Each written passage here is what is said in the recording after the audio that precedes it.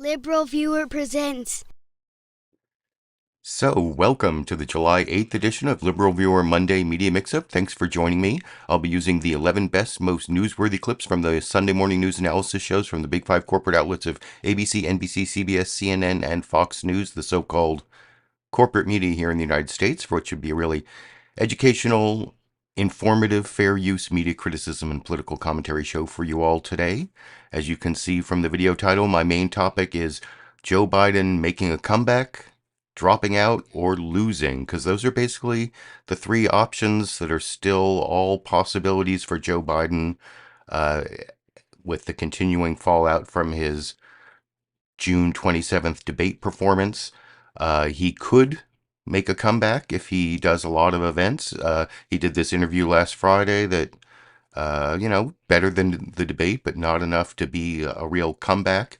So he could do that. He could reassure voters and make a comeback, or he could drop out, probably let Kamala Harris take over as the presidential nominee, or they could just get a bunker mentality, not reassure voters, but stay in the race and have the bunker mentality and probably lose. Not necessarily, because there are a lot of problems with Donald Trump as a candidate. I mean, there are a lot of people who would still vote for, Bill Maher says he would vote for Joe Biden if he was just a head in a jar of fluid or whatever. But I mean, he's a lot less dangerous than Donald Trump in terms of ending our constitutional republic, our democratic republic, our liberal democracy, whatever you want to call it. Things will change much for the worse if Donald Trump is elected. So I could understand even voting for Biden, or voting for Biden, even if he doesn't reassure voters about some of the problems he had in the debate. But anyway, that's where I got my title from as the three possibilities. It's really all up to Joe Biden. No one can really push him out, and I guess it's a communications effort. And speaking of a communications effort, that's what I chose something for my political comedy clip. This is from the MSNBC show The Weekend yesterday, and this is Jennifer. This is really brief clip. They had on as a guest Jennifer Palmieri, who wasn't sure whether she should look into the camera over in this clip. No, am I supposed to look at you two now? No, you can look wherever you want, Jen. You can look anywhere you want, Jen. The control room will go with you. I love it that I'm sitting with you, the two of you, and I want to actually look at you and not look straight ahead at the camera. Now, why did I find that really amusing? Well, because Jennifer Palmieri, she's the former Hillary for America communications director. And so she should really be the person answering the question, should I look into the camera or not? And by the way, the answer is yes, she should be looking into the camera. And as you can see from this shot, she, most of the time, did not look into the camera. So I don't know, is that why Hillary Clinton lost? Is that one of 1,000 reasons why Hillary Clinton lost and Donald Trump became president? Because Jennifer Palmieri doesn't know to look into the camera? I don't know. You can tell me, let me know what you think. But now I'm going to show you the news summaries from longest to shortest, all pretty much on the main topic, the continuing fallout from Joe Biden's debate performance on June 27th, some calls for him to drop out, other people supporting him, and then he did this 22-minute unedited interview with George Stephanopoulos last Friday that was also aired in full on ABC's This Week with George Stephanopoulos. I'll show you a clip of that. By the way, down in the video description, I put short summaries of all of my clips and the sources of all the clips. So you can see the clip from the ABC This Week with George Stephanopoulos interview will be coming up as clip 7. But let's go to clip 2 here, the NBC News Meet the Press news summary from Kristen Welker over here. Good Sunday morning. President Biden is in an all-out effort to revive his candidacy after that debate performance last week that raised questions about whether he's capable of beating Donald Trump and serving another 4 years in office. One veteran House Democrat tells NBC News opinions are hardening in many quarters, that action has to be taken, and that action is a different nominee. Both House Democratic leader Hakeem Jeffries and Virginia Senator Mark Warner are convening groups of their colleagues to discuss the path forward, and a growing number of congressional Democrats have called on President Biden to step aside. Mr. President, please look at what's happened. Recognize that the reality out there may not be the same thing you're hearing from the circle of your closest friends and family, and consider putting our country first. The campaign has been very, I think, arrogant in their response. We want to know what their plan is to win this election and turn these numbers around. If they don't have a plan, then I think we have to move in a different direction. It's like talking to a loved one about such a tough situation. How do you tell that person he can't do this anymore?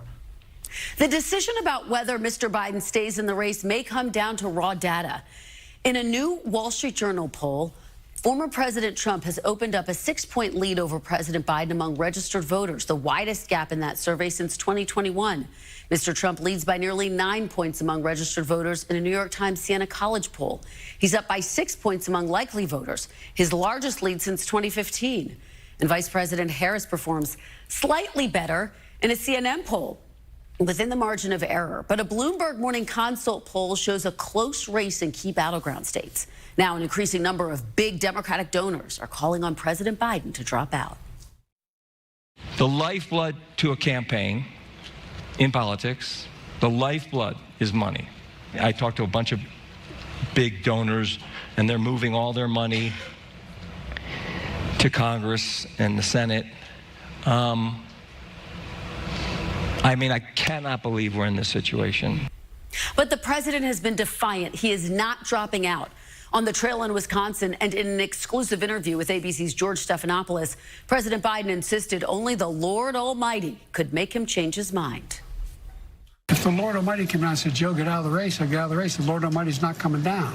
I agree that the Lord Almighty's not going to come down, but if you are told reliably from your allies, from your friends and supporters in the Democratic Party, in the House and the Senate, that they're concerned you're going to lose the House and the Senate if you stay in, what will you do? I'm not going to answer that question. It's not going to happen.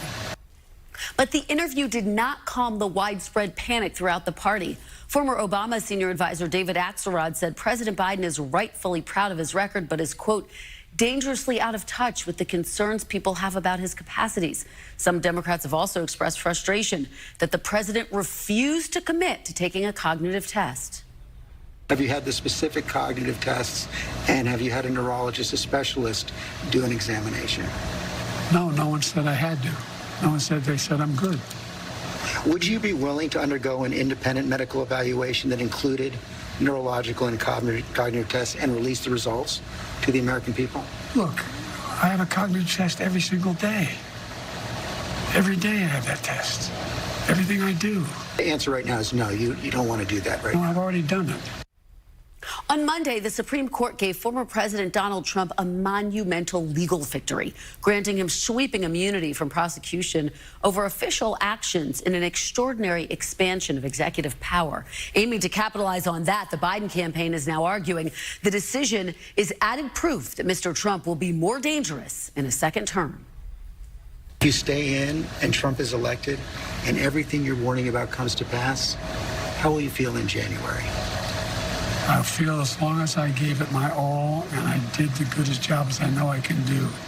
That's what this is about.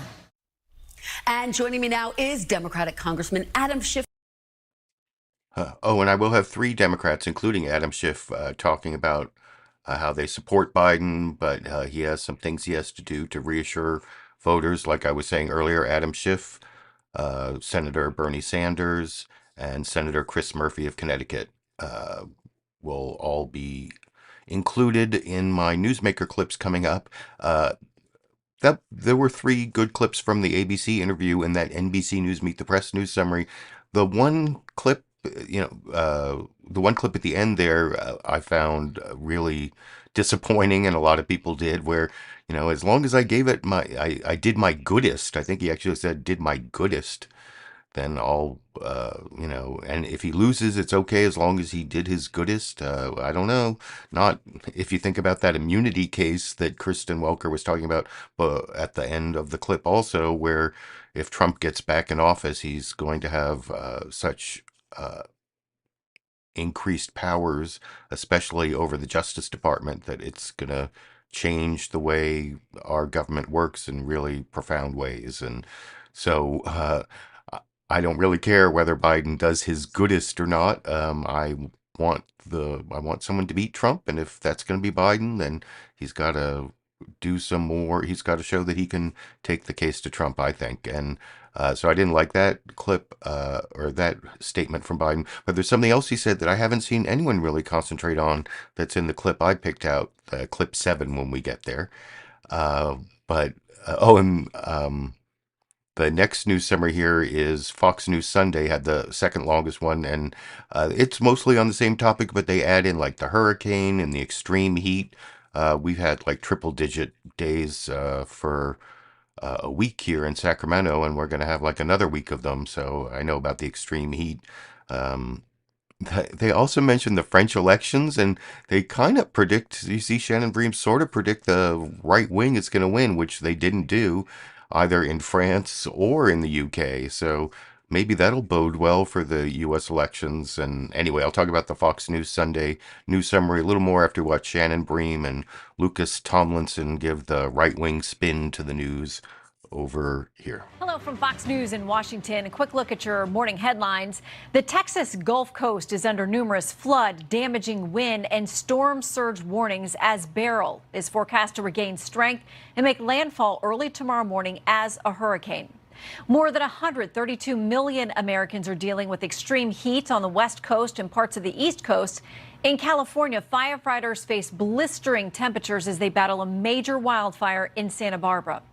And France is holding a second round of elections today that could hand an historic victory to the far-right National Rally Party, crushing blow to center-left President Emmanuel Macron.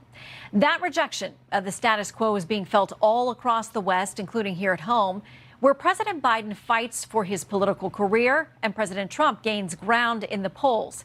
In a moment, we'll get reaction from one of the first prominent Democrats to call for President Biden to step aside, former Congressman Tim Ryan, and Republican Congressman Byron Donalds. But first, we turn to the battleground state of Pennsylvania. Lucas Tomlinson is in Harrisburg, where President Biden will hold a rally after a visit to Philadelphia. Lucas. Shannon, on the banks of the Susquehanna, President Biden has returned here to Pennsylvania, a state he has visited more than any other outside of his home in Delaware. And despite calls from some of his fellow Democrats to bow out of the race, in an exclusive interview with ABC News anchor George Stephanopoulos, the president says only one thing can get him to do that. If you can be convinced that you cannot defeat Donald Trump, will you stand down? It depends on what the Lord Almighty comes down and tells me that I might do that. As a growing number of House Democrats call on Biden to abandon his re-election efforts, the president is swatting down concerns about his mental acuity while defending his record at home and abroad. I'm the guy that shut Putin down. No one thought could happen. But the first elected Democrat to call for Biden to step aside is not convinced. The need for him to step aside is more urgent tonight than when I first called for it on Tuesday. We're wasting our time defending him when we should be pointing out the shortcomings, the failures, the wrongdoing of Donald Trump. Still, other Democrats are defending Biden's performance. Now, since he's under such a microscope, all of us looking for those flubs, what would be a normal part of any conversation is considered to be a national security problem. Not so. One Democratic powerhouse, widely seen as a potential Biden replacement, says he has no plans to jump in the race. If it comes to an open convention, will you run? No, I mean, it's not even my election. And that's not even, to me, it's the hypothetical that gets in the way of progress in terms of promoting this candidacy. Two radio hosts have now come forward to say the Biden campaign gave them questions in advance of their interviews with the president. The campaign says these were merely suggestions and the hosts were free to ask any questions they wanted. The campaign now says it has suspended the practice. Shannon? Well, we know you're covering him today. We'll watch for that, Lucas. Thank you very much. Now, before we get to our guests, I want you, the viewers at home, to know something. Our team has spent days reaching out to dozens of lawmakers and Biden advocates and allies. We've had numerous interactions with the Biden-Harris campaign, but not a single potential guest was either able or willing to join us on today's show to defend the president and his decision to stay on the ticket. So We will be having a conversation without that voice, which we have been working around the clock to avoid. Joining me now, former Ohio Democratic Congressman Tim Ryan. Oh, Shannon Bream is so fair. They tried so hard to get someone from the Biden campaign to come on, which, of course, I can think of many reasons that people would not want to come on, although John Fetterman was on today, and he just couldn't come on yesterday because he was with Biden at an event in Pennsylvania. So they could have gotten John Fetterman, or he was, she said, not willing or able. He was willing, he just wasn't able. So maybe that was a little bit of an exaggeration there, but I don't know. I'm even a little skeptical as to how hard they tried or how far they went, or who knows. Maybe they did. But anyway, that was the Fox News Sunday news summary. The next news summary from CBS News Face the Nation, they have guest host Robert Costa this week. And one of the things I forgot to say about the Meet the Press news summary that I liked was they went into all this polling information. And I think you're also going to see that. No, it was, yeah, the NBC News Meet the Press had all the polling data. And if you remember last week, I said one of the main things that's going to determine whether Biden decides to drop out is if he craters in the polls. And he really hasn't cratered in the polls yet. It's still early. We'll have to see how things shake out over the next week or so. But so far, that polling data is useful, and usually I think polls aren't that useful, but I think it is a factor as to whether Biden will decide to drop out. So that's why it's important. On the CBS News Face the Nation one, instead of polling data, they have representative voters from Pennsylvania and Wisconsin. They did this a few weeks ago, and I kind of criticized it then because I think it puts too much pressure on the several people they talk to be like representative of swing state voters, and nobody is really that typical or representative. The focus group stuff that they show sometimes, I think of all the stuff on the journalistic outlets, it's the thing that is most subject to bias by selection, and I'll talk about that a little more after we watch that news summary together over here. Good morning and welcome to Face the Nation. Margaret is off. We are less than 4 months from Election Day, and the dilemma facing the Democratic Party is dominating the headlines, as is the fallout from the presidential debate. But President Biden is determined to stay in the race, even as many Democrats are increasingly worried he might lose to former President Donald Trump. That all said, Washington Democrats might be on edge, but what do Democratic voters in America think? Our CBS News campaign journalists have been out talking with them in 2 battleground states, Wisconsin and Pennsylvania. Here are their voices. It's choosing the lesser, the 2 evils, I feel like. And Joe Biden is not really evil. It's just I don't think he's fully equipped for the job at his age and mental capacity right now. Trump, I'm not a fan. I think it's time to back off. I'm suspicious that things aren't as good as they were, and maybe things were being hidden from us. Is there anything he can do to kind of regain confidence from voters? Possibly. I mean, if he speaks well, looks confident, poised, possibly. But I'm worried that for short periods of time he can probably pull that off. I'm worried about the endurance it requires to really hold that office. It's a lot. Switch him out at this point? No, it's a little too late for that. I think he'll do fine. I'm worried that he's not going to kind of listen to the common sense voices who are calling for him to let someone else carry the torch from here on out. I would still vote for him. Yeah. Kind of unenthusiastic. Yeah, exactly. I mean, I think the alternative is just too stark, and that would worry me too much. Do you think Biden would lose to Trump right now? I do, yeah. I could probably see myself voting for Biden again, I guess. Just like last resort. I mean, I know that he said that he wouldn't be running again if he didn't absolutely believe that he was capable of running again, but I mean, the proof is in the pudding. He's not really fit, and I think everybody can kind of see that. I think there's nobody in the wings who could beat Trump. I think Biden can beat him again. We're joined now by Vermont Senator Bernie Sanders. He joins us. And Bernie Sanders is the first of the three Democrats I'll be showing you, well, after I show you the Biden clip that I don't think was focused on enough from his interview. But let me finish up with the news summaries. The last two are both under a minute. First, State of the Union this week from Dana Bash is anxious. We're anxious. And why wouldn't we be over in this clip? Hello, I'm Dana Bash in Washington, where the state of our union is anxious.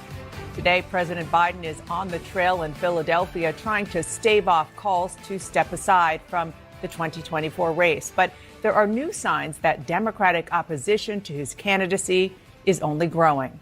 On Friday, Biden stepped up his campaign schedule and sat for a probing primetime interview where he declared he will not drop out and said he's the best candidate to take on Trump. But by Saturday, 5 House Democrats had publicly disagreed, calling on Biden to step aside. Today, top House Democrats are set to meet on the question of the president's future, while in the Senate, Intelligence Chairman Mark Warner is arranging a meeting among his colleagues tomorrow as some lawmakers weigh whether to make their private concerns public. Here with me now is Democratic Senator Chris Murphy. And Chris Murphy will be the third Democrat of the 3 Democrats I'm going to show you after the Biden clip. But I think you saw, and the thing that Dana Bash reported about Senator Mark Warner gathering senators today, that didn't happen. Although it might still happen tomorrow or something but basically because the meeting was leaked, they decided to cancel it. That's the reporting I saw anyway. But let me finish up with the last of the news summaries, which is basically George Stephanopoulos giving you the news that last Friday he did this 22-minute interview with President Joe Biden over here. Good morning and welcome to This Week. 3 questions hanging over the Democratic Party and the country right now are simple and stark. Can President Biden effectively serve a second term? Can he defeat Donald Trump? Will he continue to be the Democratic nominee? I put those questions to President Friday in our exclusive interview. Here now is that entire conversation.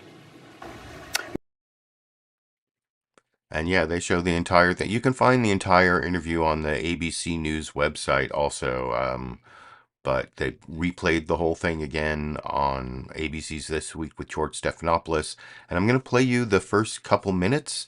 And about halfway through, Biden says something that he doesn't get any pushback on from George Stephanopoulos. And I think no one's really focused on this answer. And it's a bad answer for reasons I'll explain after we watch that first 2 minutes of the Joe Biden interview together over here. Let's start with the debate. You and your team have said you had a bad night, but your friend Nancy Pelosi actually framed the question that I think is on the minds of millions of Americans. Was this a bad episode or the sign of a more serious condition? It was a bad episode. No indication of any serious condition. I was exhausted. I didn't listen to my instincts in terms of preparing, and I had a bad night. You know, you say you were exhausted, and I know you've said that before as well, but you came, and you did have a tough month, but you came home from Europe about 11 or 12 days before the debate, spent 6 days in Camp David. Why wasn't that enough rest time, enough recovery time? Because I was sick. I was feeling terrible. Matter of fact, the docs with me, I asked if they did a COVID test because they were trying to figure out what was wrong. They did a test to see whether or not I had some infection, a virus. I didn't. They just had a really bad cold. And did you ever watch the debate afterwards? I don't think I did, no. Well, what I want to get at is, what were you experiencing as you were going through the debate? Did you know how badly it was going? Yeah, look, the whole way I prepared, nobody's fault, mine. Nobody's fault but mine. I prepared what I usually would do, sitting down, as I did come back with foreign leaders or the National Security Council, for explicit detail. And I realized about partway through that, I get quoted, the New York Times had me down at 10 points before the debate, 9 now, or whatever the hell it is. The fact of the matter is that what I looked at is that he also lied 28 times. The way the debate ran, not my fault, nobody else's fault. No one else's fault. But it seemed like you were having trouble from the first question in. even before he spoke? Well, I just had a bad night. So yeah, maybe he was tired, maybe he had a bad night, and he is an 80-year-old, so if a tired 80-year-old may not be as good a debater as a tired 50-year-old, I mean, I think Biden has declined somewhat since his performance in the 2020 debates, where he was definitely able to take it to Donald Trump. And I mean, I talked about this a lot last week, but the answer in the middle of that clip that didn't get any pushback and I thought made no sense was he asked Biden if he'd watched his own debate performance. And well, first of all, he said, I don't think so, no, which, I mean, he should probably know whether he watched his own debate performance or not. But more importantly, the thing about people in their 80s who have some declining abilities is that they're not always the best judge. They don't always see what's going, and, you know, George Stephanopoulos followed up, like, did you know you were doing badly in the debate? But he should watch it afterwards. Just, I mean, even if you don't like watching yourself on video, I don't like watching myself on video, but this is really important. I almost, when I first saw that on Friday, I almost like took the clip out and tried to like make a video, like email, call, text the White House and tell Biden to watch his own debate performance. Because that is definitely something he should do. That I would have a lot more confidence in his comeback if he sat and watched his own debate performance. But you can let me know what you think in the comments section about that. And now I'm going to show you 3 different Democrats giving their analysis of the situation with Biden. The first one I want to point out, you know, I voted for Bernie Sanders, who's older than Joe Biden, in the both the primaries in California in both 2016 and 2020. Not for Hillary and not for Joe Biden. That, you know, I was not that big a fan of Joe Biden or Kamala Harris in the primaries in 2020, if you remember my videos back then. But certainly any one of them is so much better than having Trump as president again. Even, you know, Biden's head in a jar of fluid, right? That's the thing I was saying before. But not that we're at the head in the jar of fluid point yet. And anyway, I really respect Bernie Sanders, and he makes some really good points here. And later in the interview, by the way, he's asked by Bob Costa if he would run, and he says, you know, Biden's the nominee. But here's the part that I wanted to show you from Bernie Sanders talking about this upcoming election and the current circumstances over here. Just heard from some Democratic voters in those battleground states. You're a leading voice on the left in this country. Does President Biden now have your full support? President Biden can clearly defeat Donald Trump, the most dangerous president in the history of this country. And the choice is quite clear. You got in Trump somebody who wants to take away a woman's right to control her body, who thinks that climate change is a hoax, and who has turned his back on the working class of this country. And on the other side, you have Joe Biden, first president in American history to walk a picket line. We have put more money into fighting climate change than any time in the history of this country. We're rebuilding our crumbling infrastructure. But this I do want to say, and where I am critical of the Biden campaign. It's one thing to talk about your record over the last 3.5 years, which is a strong record. But the American people are hurting. 60% of our people live in paycheck to paycheck. 25% of elderly people are trying to get by on $15,000 a year or less. The American people want an agenda for the next 4 years that speaks to the needs of the working class of this country. And frankly, I don't think the president has brought that agenda forward. He has got to say, I am prepared to take on corporate greed, massive income and wealth inequality, and stand with the working class of this country. He does that, he's going to win, and win big. So that's your advice for President Biden. You want him to stand with working voters, talk about labor, talk about the minimum wage and those issues. But politically, can he count on you to be on the campaign trail for him this summer and fall? Can he count on your support?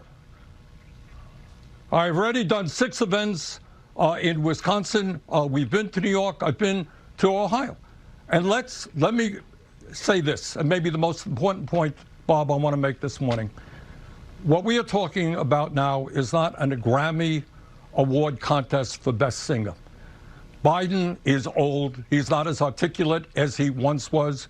I wish he could jump up the steps on Air Force One. He can't. What we have got to focus on is policy. Whose policies have and will benefit the vast majority of the people in this country? Who has the guts to take on corporate America? Who is talking about expanding Medicare so we cover dental, hearing, and vision? Who's talking about raising the cap on the taxes that people pay into Social Security so we can raise Social Security benefits and extend the life of Social Security for 75 years? Who's talking about a permanent child tax credit to cut childhood poverty in America by 50%? Those are the issues he's talked about. He's got to bring them up in the floor. He's got to promise the American people that if they give him a Democratic Senate, a Democratic House, re-elect him, he's going to do that in the first 100 days. That is what I think the American people want. No doubt, Senator, this campaign about the issues, about how policy affects people, it's also about how people see the stakes. Let's listen to what President Biden had to say on Friday about what happens if former President Trump wins the election. And if you stay in and Trump is elected and everything you're warning about comes to pass, how will you feel in January? I feel as long as I gave it my all and I did the goodest job as I know I can do. That's what this is about. You just heard that, Senator Sanders. How would you feel if former President Trump wins in November? Well, I would feel awful as somebody who has opposed virtually all of Trump's policies. And I would feel awful if the American people lost the democracy, which we've had for 250 years. And I would feel awful if we turned our back on the existential threat of climate change. But this is not about how I feel. It's not about you feel. It is not even about how Joe Biden feels. It's about how we win this election. And maybe what we should be doing is creating a Democratic Party with Biden at the top that stands with the working class of this country. I will tell you this, whether you're Republican, Democrat, or independent, the American people are disillusioned. They are angry. They think that government is busy paying attention to the rich and wealthy campaign donors. And by the way, I find it personally insulting that the New York Times and all these media organizations go out front page, so this is what the billionaire campaign donors feel. Well, to hell with the billionaire campaign donors. Let's worry about the working class of this country and what their needs are. And let, hopefully...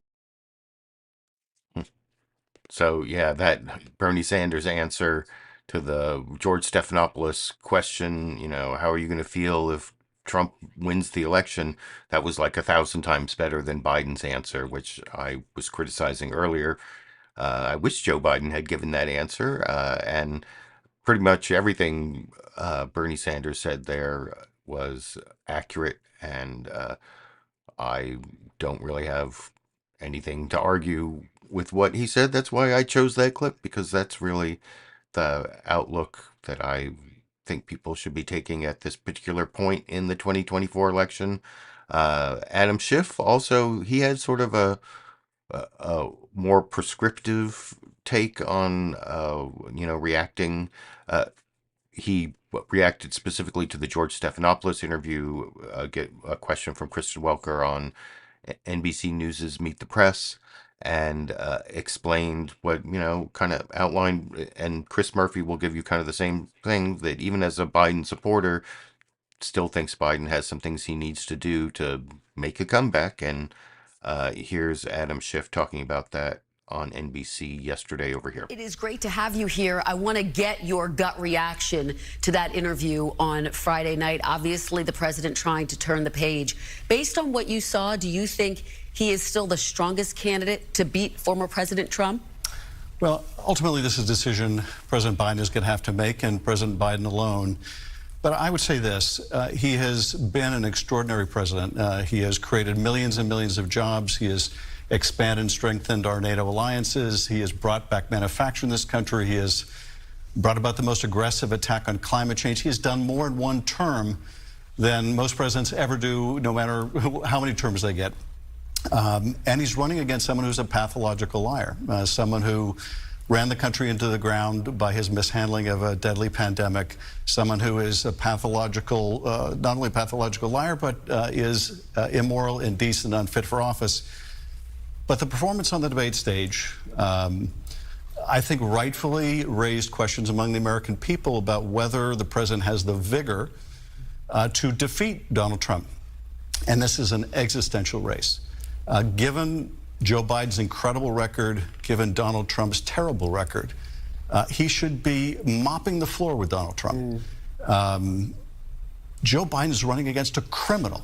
It should not be even close, and there's only one reason it is close, and that's the president's age. And what I would say, Kristen, what I would advise the president is seek out the opinions of people you trust. He's obviously talked to his family about this, and that's important. But he should seek out people with some distance and objectivity. He should seek out pollsters who are not his own pollsters. He should take a moment to make the best informed judgment. And if the judgment is run, then run hard and beat that SOB. Congressman, what is your opinion? I mean, you watched that interview on Friday, and a lot of Democrats say it was fine. He certainly seemed stronger, more robust than during the debate, but it didn't put concerns to rest. Are you confident he can beat Donald Trump, or do you think he should drop out of the race? The interview didn't put concerns to rest. No single interview is going to do that. And what I do think the president needs to decide is, can he put those concerns aside? Can he demonstrate to the American people that what happened on the debate stage was an aberration, that he can and will beat Donald Trump? Given this Supreme Court decision now essentially making any future Trump a dictator and a king, it's all the more important. But here's the thing. I think if the president takes the time to consult people and has an open mind about this, he will do what Joe Biden always does, which is he will make the right decision. He'll make the decision in the best interest of the country. That's what he has always done, and I'm confident that's what he will do here. So, yeah, still an open question for Adam Schiff, but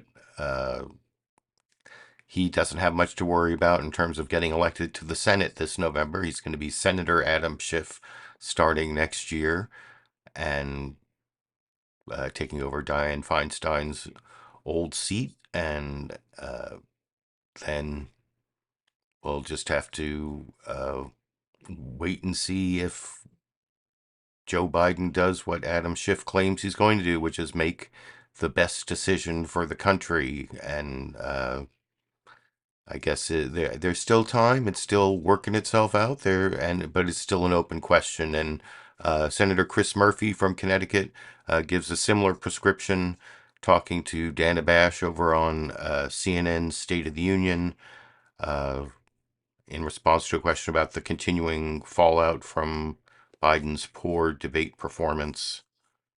Over here. President Biden, as you all know, is fighting for his political life after his debate performance last week. He sat for a 22-minute interview with ABC News on Friday. He downplayed Democrats' concerns. He rejected polls showing him losing to Trump. And he defiantly said that he would only drop out if, quote, the Lord Almighty came down and said, Joe, get out of the race. What did you make of the president in that interview? Well, Dana, thanks for having me. Listen, I think there's no doubt that the president's performance at the debate has raised questions for voters, not questions about his character or his decency or who he cares about or who he fights for, but questions as to whether this is still the old Joe Biden. Now, I've worked with Joe Biden. I've been on the phone with him, but I've been in the room with him. This is one of the most effective presidents that I've ever served under. I've watched him repair this nation's reputation all around the world. I worked with him on the 2022 gun bill that would not have happened without his detailed support and intervention. That saved lives all around the country. I also watched the debate. And I think it's pretty amazing that, 90% of the conversation is around Joe Biden's style. When up on that stage, Donald Trump was engaged in a level of pathological lying that we've never seen before in a debate. He endorsed political violence over and over and over again. It's a statement on our politics that we're not talking more about Donald Trump. Now, that being said, voters do have questions. And personally, I love Joe Biden. I don't know that the interview on Friday night did enough to answer those questions. And so I think this week is going to be absolutely critical. I think the president needs to do more. I'm not advising this campaign, but if I were, I would probably suggest that the president get out there and do a town hall, that he do a press conference, that he show the country that he is still the old Joe Biden, one of the best retail politicians that this country has ever seen. The president says he can do that. I trust that he can, and I think this week is going to be really critical for him to answer those remaining questions. And let's just be honest, I think there are still questions out there in the minds of many voters. So let me just ask you straight this key question. Do you think President Biden should remain on the Democratic Party's ticket as the nominee for president? I take the president at his word. He has said that he believes that he is up to do this job. I have seen him do this job at an absolutely exceptional level. No president has had this level of legislative accomplishment in their first 4 years as Joe Biden. I think that he's got to go out there this week and show the American public that he is still that Joe Biden, that they have come to know and love. I take him at his word. I believe that he can do it. But I think that this is a really critical week. I do think the clock is ticking. There wasn't a no and there wasn't a yes there. It sounds like you're in a wait and see mode. Well, listen, I support Joe Biden, period, stop. But I know that there are a lot of voters out there that need to be convinced that Thursday night's debate performance was a bad night. And ultimately, I'm supporting Joe Biden. I'm going to vote for Joe Biden, but the president needs millions of votes. I think the president needs to make some moves this week to put himself out there in a position to answer those questions. And if he can't do that, then, of course, he's going to have to make a decision about what's best for the country and what's best for the party. Have you spoken to the president since the debate? I have not. Okay. You are, of course, as you've just mentioned, a very close ally of the president. Do you want him to be reaching out to more people like you? Would that help? Or is it more important for him to get out and do the things that you just described, town halls, unscripted events, interviews, and the sort? Well, let's remember that the president still has to run the country. He continues to be the leader of the free world. There's news breaking overnight that we may be closer than ever to a ceasefire agreement in the Middle East, a ceasefire agreement that will have been midwifed by this president and his team. So this president, I think, is best served by continuing to show the American public that he can run the country well, that he can help lead the free world.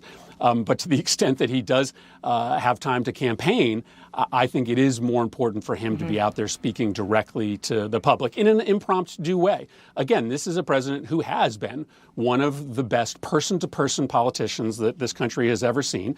I think the public has a question as to whether that is still Joe Biden today, and he can answer that question this week if he gets out there in a town hall setting, in an unscripted setting, and shows the American people what he said to be true on Friday night, that he still can lead this country in the way that he has for the last 4 years.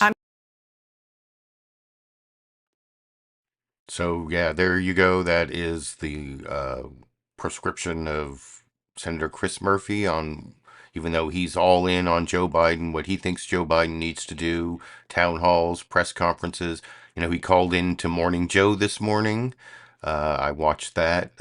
This Thursday at the NATO summit, he has a press conference. Apparently it's going to be a solo press conference. Who knows how long it's going to go. That's another opportunity for him to reassure people that he's capable of talking nimbly about issues, and I apparently has several other things on his schedule this week, so that by next Monday when I do the live stream again, hopefully we'll have more information as to whether Biden is making a comeback, if he's dropping out, or if he's just going to be losing, which are the three possibilities I explained at the beginning of the video. Now, the final clip, Newsmaker clip, if I have a bonus Cheech and Chong, the kittens clip, of course, at the end. But before that, there was this really weird guest they had on before the panel discussion on Fox News Sunday.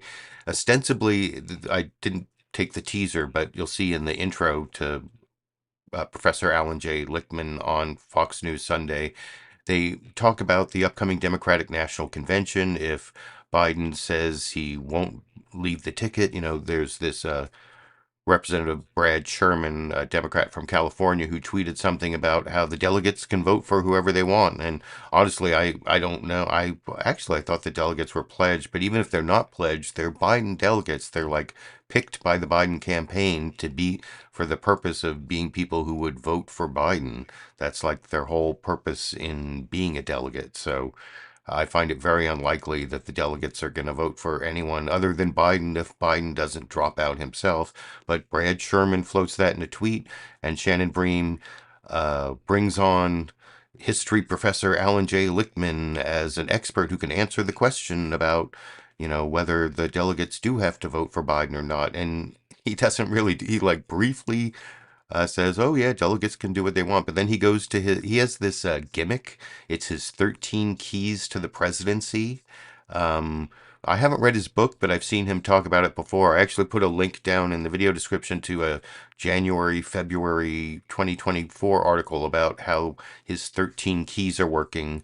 And I'll talk, and Shannon Bream doesn't even cross-examine him on those 13 keys, but here are the 13 keys defined. I don't know if you can see that, if that's big enough in the video description, but they're like 13 facts about the presidential administration and the political situation and economic and foreign policy situation that you can use to decide whether the president is going to win or lose. And he's done it like retrospectively, and it like predicts correctly the outcome of all of the modern presidential elections. Well, anyway, I'll let him talk about it a little more and then critique it after we watch that final newsmaker clip.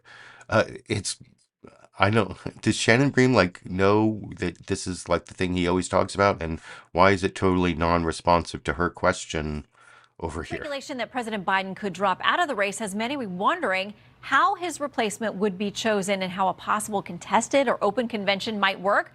We've got an expert, distinguished professor of history at American University, Allan Lichtman. Professor, welcome to the show. Thank you. All right, I want to start with this because Congressman Brad Sherman, a Democrat, says this, counter to popular belief, the rules of the Democratic Party do not require that pledged delegates vote for Biden at the convention. Party rules require delegates' votes, quote, reflect the sentiments of those who elected them at the time they cast their ballots. Democrat primary voters, he says, had one overarching sentiment. We need a candidate who will beat Donald Trump. Can you give us a sense of the delegates? I mean, what legal obligation or otherwise do they have if President Biden says he's not going to leave the ticket? Well, delegates could, in fact, decide to replace President Biden. But based on history, that would be a disaster to have a convention brawl. What do all of these politicians, political operatives, journalists, pundits have in common who are calling for Biden to leave the ticket? Zero track record in predicting elections. Remember, they all assured us Hillary Clinton was bound to win in 2016. I do have a system, the 13 keys to the White House, which has been right for 40 years, and it shows how disastrous it would be for the Democrats to have a big brawl and replace Biden. Biden checks off two of my 13 keys, incumbency and party contest. Remember, 87% of voters voted for Biden in the primaries. That means on my system, 6 of the remaining 11 keys would have to fall to predict his defeat.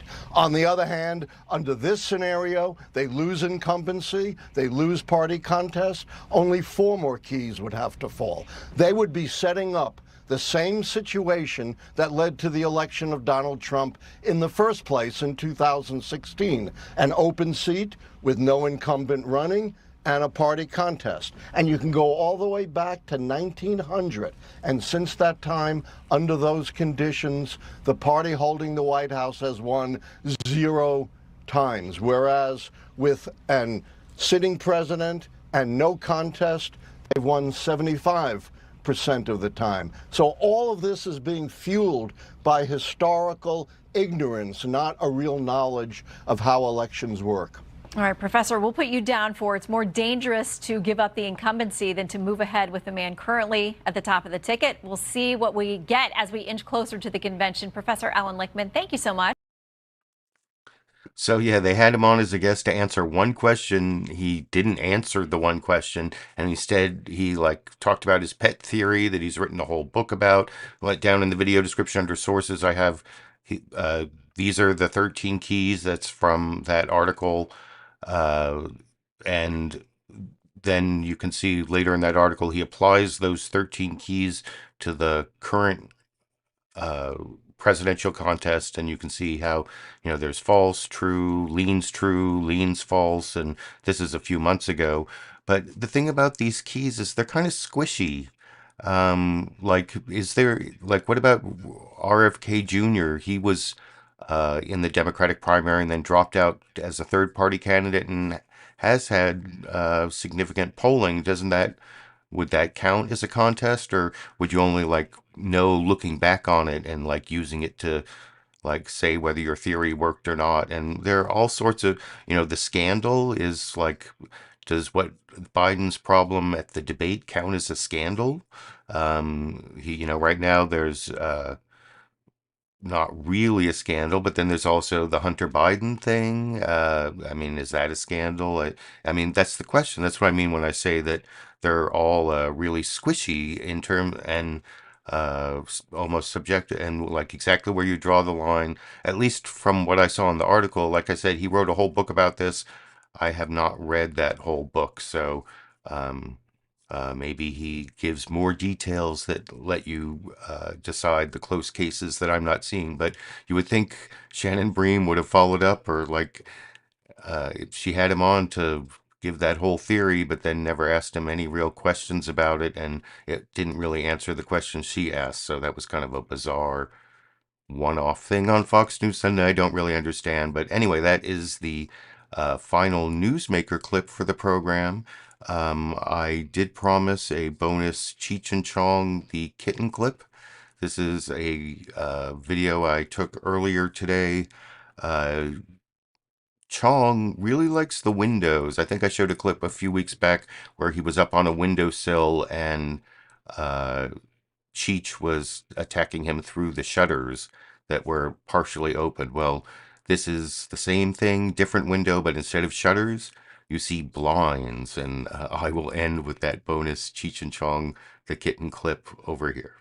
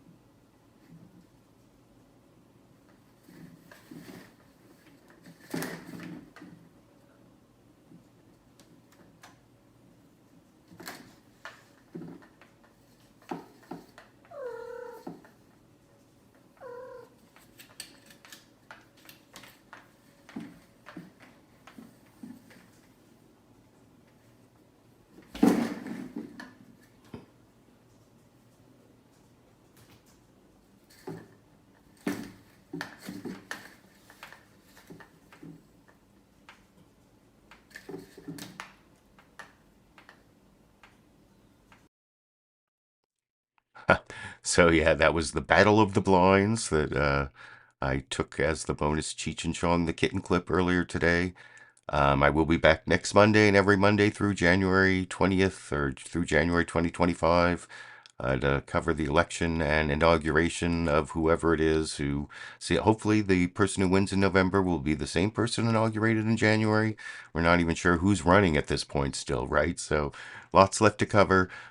This might be a week I have the chance to upload some other video during the week. It's been kind of busy recently, but maybe this week, and maybe something from the press conference on Thursday if Biden does something notable in terms of making a comeback or getting closer to dropping out or getting closer to losing. I guess we'll see. But if I have some other reason to upload a video or a Fox News bias video, I'll do that. Otherwise, I'll see you next Monday. And until the next video or until next Monday, I guess I will be seeing all of you around the internet.